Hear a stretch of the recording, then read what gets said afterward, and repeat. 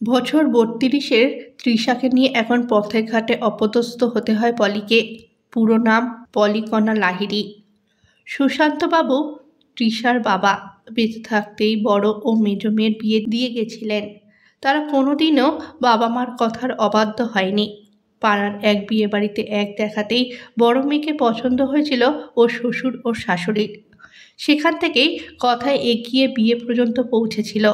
মনের মতো হয়েছেও বড় জামাই। ছেলের অভাব যেন বুঝতেই দেয় না। সেই তুলনায় নিজেরা দেখে শুনে মেজ মেয়ের বিয়ে দিলেও মেজ জামাই একটু আত্ম অহংকারী।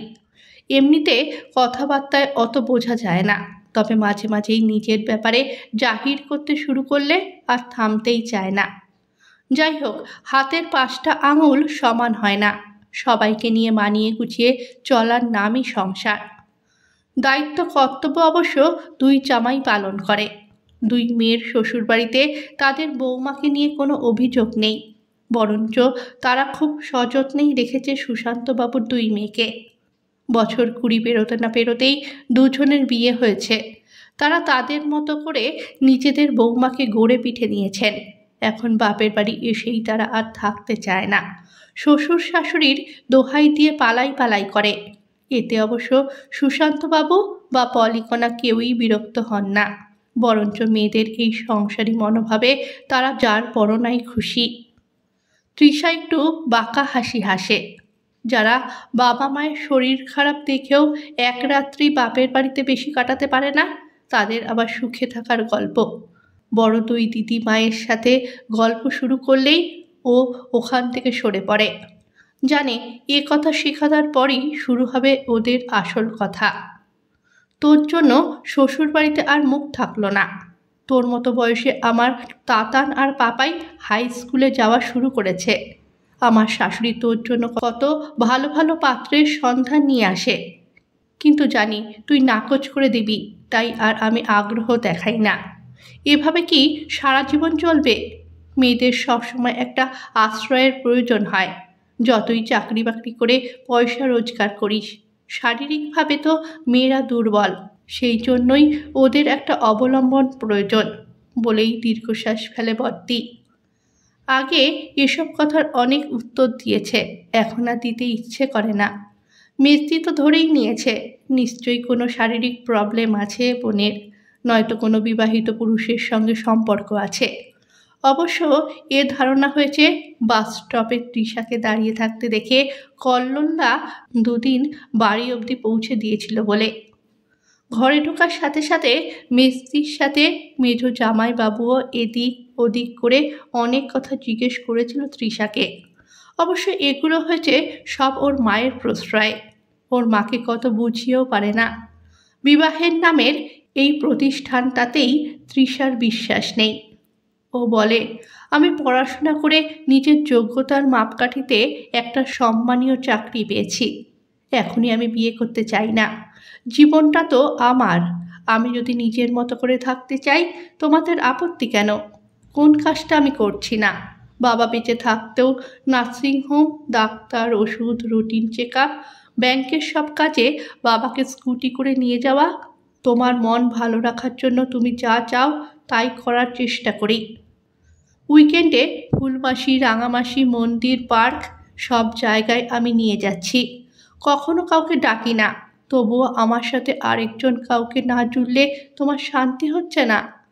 তার সাথে যদি আমার একেবারেই মতের মিল না হয়, আমার সমস্ত স্বাধীনতায় যদি সে হস্তক্ষেপ করে, আমাকে যদি নিঃশ্বাস নেওয়ার জন্যও তার কাছে অনুমতি নিতে হয়, ওই দুই দিদির মতো, ওদের কি ওটা জীবন? সবসময় শুধু সবাইকে খুশি করে চলা, নিজের কোনো চাওয়া পাওয়া নেই, ইচ্ছে নেই, আকাশ দেখা নেই, বৃষ্টিতে ভেজা নেই। কেমন যেন একটা স্ক্রিপ্টে লেখা সংসার। অমন সংসারের মুখে তো আমি আগুন জ্বেলে চলে আসব। কেন আমাকে দিদিদের মতো ভাবছ? বাবা তো আমাকে ওইভাবে মানুষ করেননি। বাবা নিজেই বলতেন, তুই আমার ছেলে, তোকে আমি সেভাবেই মানুষ করব। তুই একাই সব দায়িত্ব সামলাতে পারবি। মানুষের জন্য কিছু করবি, তাহলে দেখবি বিপদে আপদে মানুষই পাশে এসে দাঁড়াবে। ওর জন্য আত্মীয় স্বজনের আশায় বসে থাকার দরকার নেই। তবুও মায়ের চোখের সামনে দাঁড়ালেই শুধু দীর্ঘশ্বাস। তুই আমার কথা একটুও ভাবলি না। এরপর বাচ্চা কাচ্চা কি আর হবে? সারা জীবন আফসোস করবি। লোকসমাজে আর বের হতে পারছি না। তোর এই বয়সেও কত ভালো ভালো সম্বন্ধ এলো, কিন্তু হেসেই উড়িয়ে দিলি। এবার থেকে কোনো পরিচিতের অনুষ্ঠানে আর যাব না, গেলেই হাজার প্রশ্নের উত্তর দিতে হয়। শুনে তৃষা বলে, এবার থেকে তুমি আর জবাব দেবে না। কেউ জিজ্ঞেস করলে তাকে বলবে, আমার পড়াশোনা শিখিয়ে বড় করার দায়িত্ব সে আমি করে দিয়েছি। এবার ও বিয়ে করবে কি করবে না সেটা আমি বলতে পারবো না, ওর জীবন ও বুঝবে। তুই তো বলেই খালাস, এ কথা কখনো বলা যায়? জন্ম দিয়েছি আমি, আর কর্তব্য পালন করব না? তাহলে আর কি? সবার কাছে কেঁদে বলো, কুলাঙ্গার মেয়ে, আগের জন্মে কোনো পাপ করেছিলাম, তার ফল ভোগ করতে হচ্ছে। শোনো মা, জীবনে বিয়েই সব নয়। এই তো বদ্দি মেজদির 7 তাড়াতাড়ি বিয়ে দিয়েছ, কোনো স্বাধীনতা আছে ওদের? এক পাতা টিপ কিনতেও বরের কাছে হাত পাততে হয়। এতে কোন সম্মানটা ওদের বৃদ্ধি পায়? একবেলা বাপের বাড়িতে বেশি থাকতে পারে না, শ্বশুর বাড়িতে যেদিন ফিরবো বলে আসে সেদিনই ফিরে যায়। এগুলোকে তুমি সুখে থাকা বলো? যে বাবা মা জন্ম দিল, বড় করলো, তাদের জন্য কিছু করতে গেলে অনুমতি দিতে হবে। কেন ওরা ওদের শ্বশুর বাড়ির সবার জন্য ফ্রি সার্ভিস দিচ্ছে না? তবে বাবা মায়ের জন্য করতে গেলে বরের আশায় বসে থাকা কেন? অর্থ তো কোনো দিন ওদের কাছে কেউ চায়নি। বাবার অত অসুস্থতার সময় কদিন থেকে যেতে পারলো ওরা? নানান অজুহাতে চলে গেল। চুপ করে থাকে পলিকণা। এসবের উত্তর ওর কাছে সত্যিই নেই। সেদিনের কথা মনে পড়লে দু চোখ ঝাপসা হয়ে আসে। কতবার থাকতে অনুরোধ করেছিল ওদের বাবা। বড় মেয়েকে ভীষণ স্নেহ করতেন, সবাইকে ভালোবাসলেও প্রথম সন্তানের উপর বাবা মায়ের একটা আলাদা টান থাকে। সেদিন কিন্তু ছেলের সামনেই পরীক্ষা। শ্বশুরের প্রেশার, সুগার বেড়েছে, শাশুড়ি একা সব কিছু সামলাতে পারবে না, এইসব বলে চলে গিয়েছিল। অথচ সুশান্তবাবুর মৃত্যু সংবাদ যখন দেওয়া হয়েছিল, তখন ছেলের পরীক্ষা শেষ হয়েছে বলে ওরা মন্দারমণিতে ছিল। সেখান থেকেই সোজা বাপের বাড়িতে এসেছিল। এসে সে কি আছাড়ি পাছাড়ি কান্না। মেজ মেয়েরও ফিট হয়ে যাওয়ার ধুম দেখে পলিই বলেছিল, ওদের ঘরের ভিতর নিয়ে গিয়ে বিশ্রামের ব্যবস্থা কর। এক ফোঁটা চোখের জল পড়েনি তৃষার, সেই জন্য অনেক বাঁকা কথা ওকে শুনতে হয়েছে। ও অবশ্য কোনো দিনই এসব গায়ে মাখে না। শ্মশানে নিয়ে গিয়ে বাবার মুখাগ্নি করে সব কাজ ও একাই সামলে নিয়েছিল। তাতেও অনেক নিয়ম নীতি, আচার বিচারের কথা শুনিয়েছিল দুই দিদি। সেই সময় অবশ্য মা ওর পাশেই ছিল। পলি এমনিতে ছোট মেয়ের অনেক কাজের সমর্থন করে, শুধু ওর এই ব্যাচেলার লাইফ নিয়ে যত আপত্তি। খুব চিন্তা করে তৃষাকে নিয়ে, ওর অবর্তমানে মেয়েকে কে দেখবে। এ কথা শুনলেই তৃষা রেগে যায়। দেশে বেশিরভাগ বয়স্ক মানুষ এখন একলা জীবন কাটাচ্ছে, কারণ সবাই ছেলে মেয়েকে নিজেদের কেরিয়ার তৈরি করাতে সারা জীবন অক্লান্ত পরিশ্রম করেছেন। এখন তারা যখন যে যার নিজের জায়গায় সেটেলড, তখন তো আর আশা করা যায় না দেশের বাড়িতে এসে বাবা মায়ের কাছে থাকবে। এই আকাশ ছোঁয়ার স্বপ্নটা তো তারাই একদিন সন্তানদের দেখিয়েছেন। তবে আজ কেন হাহাকার করা? তৃষা ওর মাকে সারাদিন বোঝায়, আজ আমি তোমার সাথে আছি বলে তুমি বুঝতে পারছো না, বিপদে আপদে আমি কি করছি সংসারের জন্য। তা কেন বুঝবো না? কিন্তু তোরও তো একটা জীবন আছে, সেই সুন্দর জীবনটাই আমি উপভোগ করছি। তুমি চিন্তা করো না মা, আমার কিছু হলে নিজের রক্তের মানুষজনের প্রয়োজন নেই, তার চেয়েও পরমাত্মীয় আমার আছে, তারাই আমার পাশে দাঁড়াবে।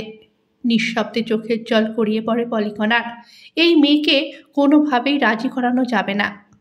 সেই দিন সারা রাত একটুও ঘুম হলো না তৃষার। রোজ রোজ মায়ের সাথে এই বিয়ে করা নিয়ে অশান্তি আর ভালো লাগে না, অথচ মন থেকেও সায় দেয় না বিয়ে করে সংসার পাতা। অনেক চিন্তা করে ও নিজের মনকেই সান্ত্বনা দিল, আমি তো আর ইচ্ছে করে মাকে কষ্ট দিতে চাইছি না, মা জোর করে নিজেকে কষ্ট দিচ্ছে বারবার আমাকে একই কথা বলে। পরদিন অফিস বেরোনোর সময় ভীষণ অন্যমনস্ক ছিল তৃষা। মায়ের ব্রেকফাস্টের পর ওষুধপত্র খাইয়ে অফিসে রওনা দিল। ফিরে এলো পায়ে প্লাস্টার আর মাথায় ব্যান্ডেজ নিয়ে। ওকে দেখেই তো পলির কান্নাকাটি শুরু হয়ে গেল। এবার কি হবে একবার ভাব, আমি নিজেই নড়বড়ে মানুষ, কি করে তোর সেবা করব আর সংসারের খেয়াল রাখবো। তোর দুই দিদিকে ফোন করি, ওরা পালা করে এসে থাকুক। সে তুমি ফোন করতেই পারো, কিন্তু আমি বলে দিলাম কেউ এসে থাকবে না। হ্যাঁ, ওরা আসবে হয়তো একদিন, হরলিক্স ফল চকলেট নিয়ে, ব্যাস ওই পর্যন্তই। মনে মনে পলিও জানে সে কথা, কিন্তু কোনো উপায় না দেখে একেবারে মুচড়ে পড়ল। সন্ধ্যার মুখে কলিং বেলের আওয়াজে দরজা খুলতেই দেখে খালপাড়ের বস্তির মেয়ে মালতী।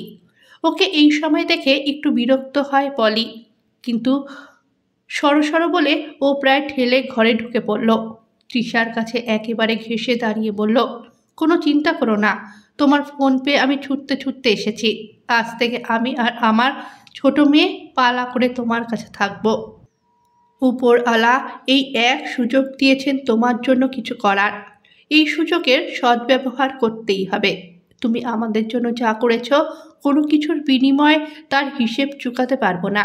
বলেই পলির দিকে ঘুরে বলল, বুঝলে কাকিমা, আমাদের বস্তির ছেলেমেয়েদের কত সাহায্য করেছে দিদি। আমার ছেলেকে একটা মেশিন কিনে দিয়েছে, তাতে কাগজের থালা গ্লাস বাটি বানানো যায়। আমার ছেলে শুধু ওগুলো বানিয়ে বাজারে সাপ্লাই করে এখন অনেক পয়সা রোজগার করে। ওর সব ভাই বোনের পড়াশোনার খরচ চালায়। বস্তির কত মেয়েদের জামা কাপড় সেলাই করার মেশিন কিনে দিয়েছে। কত মেয়ে নানা রকম পুঁতির গয়না বানায়। কেউ আর বাড়ির পুরুষ মানুষের কাছে হাত পেতে টাকা নেয় না, বরঞ্চ মেয়েরাই সাহায্য করে সংসারে। এখন তো শুধু আমি জানতে পেরেছি তাই এসেছি। বস্তিতে খবর পৌঁছালে সবাই ছুটে আসবে দিদির কাছে। অনেক সৌভাগ্য তোমার, তাই এমন মেয়ে পেয়েছিলে। আজকের দিনে সবাই নিজের আখের গোছাতেই ব্যস্ত, সেখানে এমন মা লক্ষ্মীর মতো মেয়ে পাওয়া অনেক সাধ্য সাধনার ফল। আমরা মুখ্য মানুষ, চারিদিকে তাকিয়ে যা দেখি সেটাই বলি। আমাদের বস্তিতে মাঝে মাঝেই ফল পাকড় ওষুধপত্র বিনে পয়সায় বিলোতে আসে, তবে দেওয়ার থেকে তারা ফটো তুলতেই ব্যস্ত। সেই ফটো নাকি আবার সারা দুনিয়ার মানুষ দেখতে পায়। কই দিদি তো কোনো দিন ফটো তোলেনি। দিদির কাজের কথা আমরাই সবাইকে বলেছি, দিদি কাউকে জানাতে দেয়নি। বেশি লোক দেখিয়ে জিনিস দেওয়াকে বিজ্ঞাপন বলে। এই কথাটা অবশ্য দিদির থেকেই শেখা। বলেই হেসে ওঠে মালতী। হাঁ করে পলি তাকিয়ে আছে মালতীর দিকে। শনি রবিবার তৃষা এই জন্যই সকালে বেরিয়ে সন্ধ্যার পর বাড়ি ফিরত। কত বকাবকি করেছে তৃষাকে। বলতে বলতে ঘর ভরে গেল খালপাড়ের বস্তির লোকজনে। সবাই দিদির সেবা করতে চায়। কি সুন্দর করে ওদের সাথে হেসে হেসে কথা বলছে তৃষা। ওর কথা সবাই মন দিয়ে শুনছে, যেন কোনো গুরুমার মুখ নিঃসৃত বাণী ওদের কানে প্রবেশ করছে। পালা করে থাকতে শুরু করলো একজন। 1 মাসে ওদের সেবা যত্নে হেঁটে চলে বেড়াতে লাগলো তৃষা। এতটুকু ফাঁকি নেই ওদের কাজে। পরম নিশ্চিন্তে 2 হাত ভরে আজ আশীর্বাদ করলো নিজের মেয়েকে। স্বগতোক্তি করল, সব সময় বাবা মায়ের সিদ্ধান্তই ঠিক হয় না। সন্তানরা নিজেরাও সঠিক সিদ্ধান্ত নিতে পারে, যা বাবা মায়ের কল্পনারও অতীত।